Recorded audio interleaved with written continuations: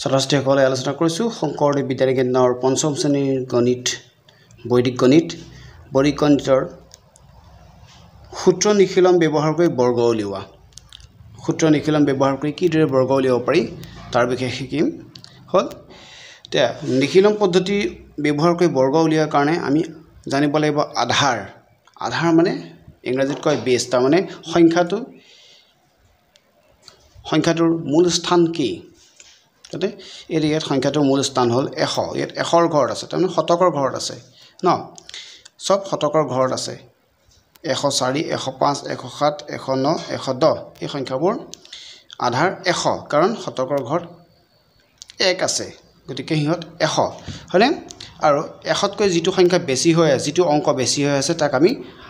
বিচলন বুলি ধৰিম হ'ল এটা প্ৰথম সংখ্যা 104টোত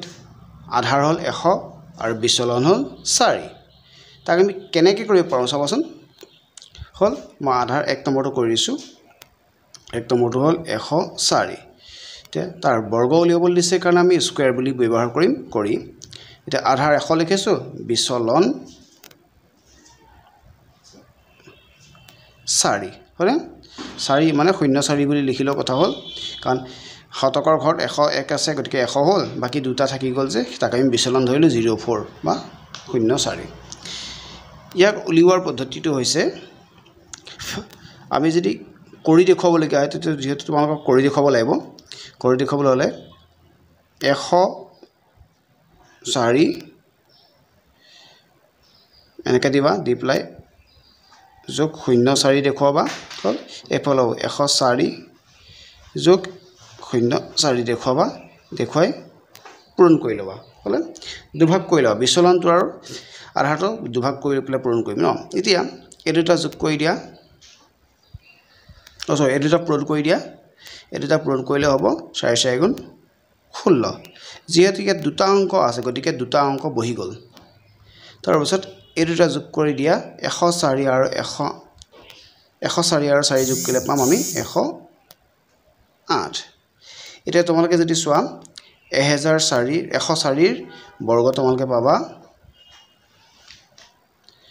10816 ঠিক আছে 2 নম্বৰটো ধৰিলো 105 উদাহৰণত এটাহে দিয়া আছিল মই বেছিকৈ জানিছো এটা আধাৰ হ'ব 100 আধাৰ 100 আৰু বিচলন 05 বিচলন 05 ঠিক আছে সেই একেইদৰে সূত্ৰ লিখি লম প্ৰয়োগ কৰিবলৈ হ'লে 105 আৰু 105 তলত পাতি লম তাতে বিচলন মানে বাঢ়ি থকা সংখ্যাটো হৈছে 05 ঠিক আছে যোগ 05 যোগ 05 কাৰণ 100তকৈ বেছি কাৰণে যোগ বুলি দেখুৱাইছো তাৰ পাছত এতিয়া পূৰণ কৰিম এতিয়া আমি যদি পূৰণ কৰোঁ 5 5 গুণ 25 হ'ব হয়নে 25 পাতি দিব পাৰোঁ শূন্যটো নধৰো আৰু এতিয়া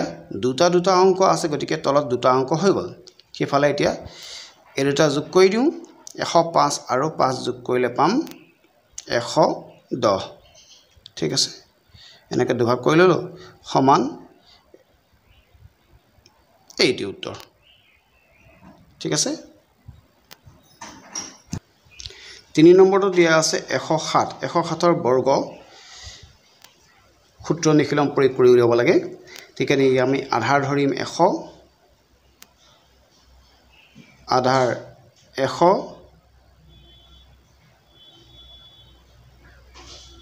বিচলন 07 ঠিক আছে 107 তলত 107 তে বিচলন হ'ল 07 ন যোগ 07 যোগ 07 ঠিক আছে এতিয়া পূৰণ কৰিম ইয়াত 7 7 গুণ 49 ঠিক আছে আৰু শূন্যটো নধৰো আৰু কিন্তু দুটা স্থান আছে গতিকে তলতো দুটা স্থান হৈ গ'ল দুভাগ কৰিলো এতিয়া এই দুটা যোগ কৰিলে হ'ব 114 ঠিক আছে আমি এতিয়া 107ৰ বৰ্গ পাম 107 আৰু এফালে 49 এটো 11449 লৰালৈ কলে ভুল হৈ গ'ল 11449 দেই সেইদৰে 100ৰ বৰ্গ উলিয়াবলৈ হ'লে আমি কেনেকৈ কৰিম আধাৰ ধৰিম 100 আধাৰ 100 বিচলন 09 এটা বিচলন 09 ঠিক আছে এতিয়া 109 তলত 109 দুভাগ কৰি এতিয়া বিচলন হৈ আছে 09 ন গতিকে যোগ 09 লম এতিয়া পূৰণ কৰি দিম ন এই অংকটো পূৰণ কৰিম 9 9 81 হ'ব ইয়াতে দুটা অংক ঠিকে আছে তাৰপিছত এতিয়া যোগ কৰিলে পাম 109 আৰু 9 যোগ কৰিলে পাম 118 ঠিক আছে তাৰ মানে 109ৰ বৰ্গ হ'ব 11881 সেইদৰে 5 নম্বৰটোত 110 বুলি আছে 110ৰ বৰ্গ সূত্ৰ নিখিলম প্ৰয়োগ কৰি কিদৰে উলিয়াম ন আধাৰ ধৰিম ইয়াতে আধাৰ হ'ব 100 বিচলন 10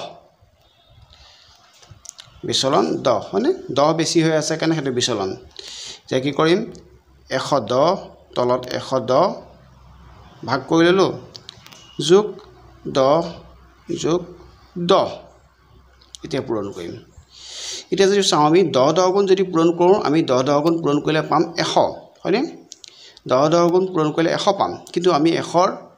দুটা অংকহে ৰাখিব পাৰিম কিয় ইয়াত দুটা অংক আছে গতিকে দুটা অংকৰ তলত দুটা অংক হ'ব লাগিব তেতিয়া দুটা অংক হ'লে আমি দুটা শূন্য ৰাখিম আৰু একটো হাতে যাব হাতে যোৱা একটো আমি ইহঁতৰ লগত যোগ কৰি দিম হ'লে 110 আৰু 10 যোগ কৰিলে 120 পাম হ'ল তাৰ লগত একটো যোগ কৰি দিলোঁ দেই একটো যোগ কৰি দিম দি পেলাই আমি কিমান উত্তৰ পাম এতিয়া 120 আৰু 1 যোগ কৰিলে হ'ব 121 আৰু দুটা শূন্য ঠিক আছে এইদৰে কৰিব পাৰি যদি 120 দিয়ে ন তেতিয়া আমি আধাৰ ধৰিম 100ৰ ঘৰত হ'লে আধাৰ 100 আৰু আধাৰ 100 হ'ব বিচলন 20 গতিকে কি কৰিম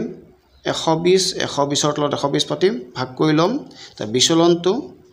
যোগ 20 যোগ 20 এতিয়া পূৰণ কৰিম এই দুটা যদি পূৰণ কৰোঁ 20 পূৰণ কৰিলে আমি পাম 400 20 আৰু 20 পূৰণ কৰিলে 400 পাম কিন্তু ইয়াত দুটা অংক আছে গতিকে দুটা অংক বহিব হয়নে গতিকে দুটা শূন্যহে বহিব যে যিটো 4 থাকি যাব 4টো হাতে যাব তাৰমানে হাতে যোৱা 4টো আমি এইফালে পাতিম এতিয়া 120 আৰু 20 যোগ কৰিলে পাম 140 হ'ল লগত 4টো যোগ হ'ব হ'লে আমি উত্তৰ পাম এফালে 144 পাম আৰু দুটা শূন্য হ'ল তাৰমানে 120ৰ বৰ্গ হ'ব 144 আৰু দুটা শূন্য তাৰমানে 14400 এতিয়া বৰ্গৰ কাৰণে 2 দিব লাগিব ঠিক আছে সকলোৱে নিশ্চয় বুজি পাইছা তাৰপিছত 100তকৈ সৰু সংখ্যাৰো আছে এতিয়া 100তকৈ সৰু সংখ্যাবিলাক কেনেকৈ কৰিম চাবা এবাৰ 100তকৈ সৰু সংখ্যা এটো হ'ল 100তকৈ সৰু সংখ্যা হয়নে গতিকে ইয়াৰ আধাৰ 100ই ধৰিম কাৰণ 100তকৈ সৰু ইয়াৰ আধাৰ হ'ব 100 আৰু বিচলন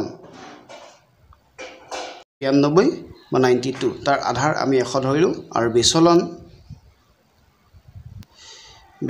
ই 100তকৈ কম 100তকৈ 8 কম গতিকে বিয়োগ 8 100তকৈ 8 কম কাৰণে বিয়োগ 8 হ'ল ইয়াৰ কৰাৰ নিয়মটো 92 হলে 92 দিলো ইফালে -8 -8 sorry -8 নহয় -08 -08 কাৰণ দুটা হ'ব লাগিব তো আমি এইটো লোৱাৰ পাছত এটা এইটো স্থানটো শূন্য ধৰিলো এতিয়া যদি কৰো আমি কিমান পাম ন 8 গুণ 64 ঠিক আছে এই দুটা অংক আছে কাৰণে দুটা অংক পাতিছো তাৰ পিছত এটা বিয়োগ আছে এটা 92 ৰ পৰা 8 টো মাইনাস কৰি দিম বিয়োগ কৰি দিম এটা 92 ৰ পৰা 8 মাইনাস কৰিলে পাম আমি 84 84 হ'ল তাৰমানে ইয়াৰ উত্তৰ পালো আমি 84 আৰু 64 ঠিক আছে সেইদৰে আমি কৰিম 93 এবাৰ ললো 93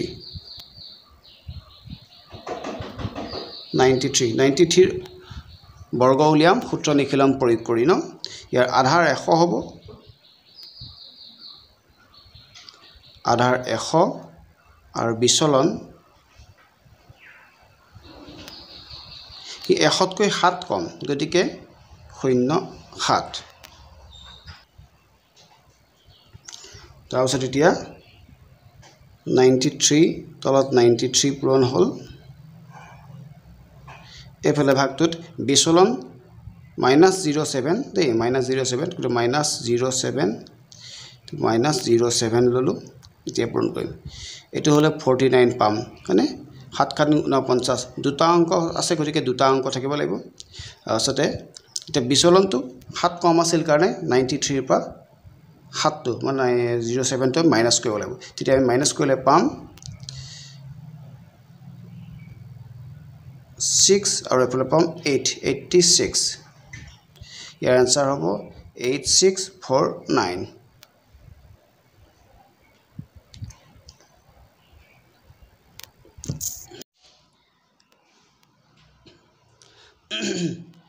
সেইদৰে 9 নম্বৰত আছে যদি 94 ধৰো 94 ৰ স্কয়াৰ মানে 94 ৰ বৰ্গ যদি আমি সূত্ৰ নিখিলম প্ৰয়োগ কৰি উলিয়াব লগিয়া হয় তেতিয়ালে আধাৰ আমি 100 ল'ব লাগিব 100 কৈ সৰু সংখ্যা হলেও তাক আমি আধাৰ 100 ধৰিম বা 100 ৰ ওচৰৰ পাজৰৰ সংখ্যা হ'ব লাগিব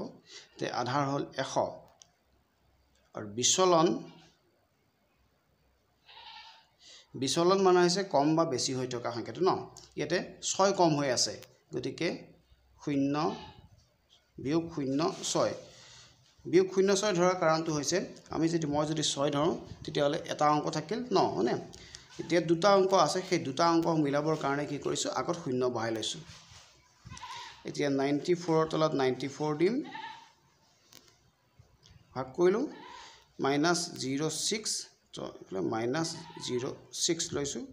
লৈ পূৰণ কৰিছো ঠিক এই দুটা পূৰণ কৰিলে পাম 36 6 36 হ'ল দুটা অংক আছে গতিকে দুটা অংকৰ তলত দুটা অংক বহি গৈছে তাৰ পিছত আমি এতিয়া 94 ৰ পৰা 6 মাইনাস কৰিলে কিমান পাম ন তেতিয়া 94 ৰ পৰা 6 বিয়োগ কৰিলে আমি পাম 8 আৰু এফালে পাম 8 উত্তৰ হ'ব 88 আৰু এফালে 36 ঠিক আছে সকলোৱে নিশ্চয় বুজি পাইছা